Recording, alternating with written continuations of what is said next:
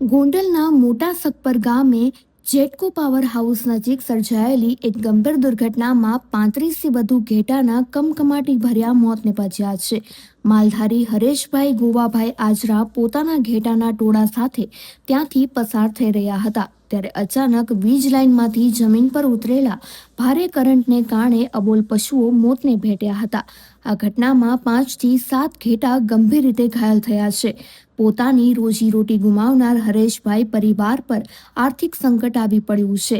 આ દુર્ઘટના પાછળ વીજ કંપનીની બેદરકારી હોવાનો આક્ષેપ કરી સ્થાનિકોમાં ભારે રોષ જોવા મળી રહ્યો છે. તંત્ર દ્વારા ઘટનાનું તાકીદે પંચનામું કરી પીડિત માલધારીને યોગ્ય આર્થિક વળતર ચૂકવવામાં આવે તેવી ઉગ્ર માંગ ઉઠી છે. લાલાભાઈ વિભાભાઈ સુસરા ગામ મોટા શક પર અમારી બાજુમાં જીએબી આવ્યું. ત્યાં ગાર્ડ અમારા સવારમાં સરવા જતા હતા એટલે લાઈનમાં નીકળેલી એક પછી એક જે ઝટકો લાગ્યો સોટી ગયા તે 40 ગાર્ડ જેટલા મરી ગયા છે. આ જીએબી વાળાની બેદરકારી, કારણ કે હજી અમે બે વર્ષ થયા, 2 વાર અરજી દઈએ એવા વાસાવડ કે ભાઈ આ તમારું કેબલ ને આ પ્લેટ પડી છે એ તમે લઈ લો. વાસાવડ જઈને 2 વાર અરજી દઈએ એવા, તોય છતાં એને રસ્તો ન લીધો. તો એની બેદરકારીથી અત્યારે અમારા 40 જેટલો માલ મરી ગયો છે. કેબલ ક્યાં પડ્યો છે? કેબલ જો અહીંયા રહ્યું. આ કેબલ છે, આ પ્લેટ છે. 2 વર્ષ અમે 2 વર્ષ તો વાસાવડ જઈને અરજી દેવા છે, તોય છતાં રસ્તો લીધો નથી. જો આ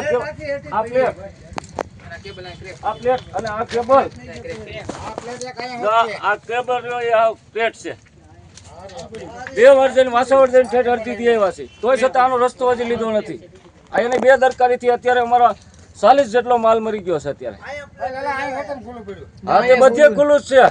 તમને જાણ ક્યાં નથી કે આવી રીતના? જાણ સાહેબ અમે સારવા જતા હતા તો અમારે ગોવારે મરી જાત, એ તો રહી ગયા વાત. ગાઢ મોર આમ સારવા જતા, સવારમાં તમારે ધંધો એટલે સારવા જવાનું હોય, તો છતાં સારવા જતા ગોવારે મરી જતા. એ માલ બેસો લાઈન જ થઈ ગઈ, સીધો સોટી જ ગયો માલ.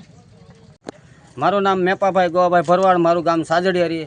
સવારના સમયે જે તે હું માલ સરાવવા જતો હતો, એક ગયું તેની પર કે 40 સોટી ગયા. હું પણ ગયો તો તે મને એમ થયું કે આ બધા ચોઈટા, હું પાછો હટી ગયો. અને સોલાર પ્લેનવાળા જ્યારે સહેલું કામ કર્યું ત્યારે હું પોતે ગયો તો મેં કીધું સાહેબ તમે આને જારી મરાવો, આ પ્લેટ નીચે દબાવો. તો એ લોકોએ કાંઈ કીધું નહીં, એણે એવું કીધું કે થઈ જશે. તો આ 3 વર્ષ આ પ્લેટને આની આ પોઝિશનમાં હતી.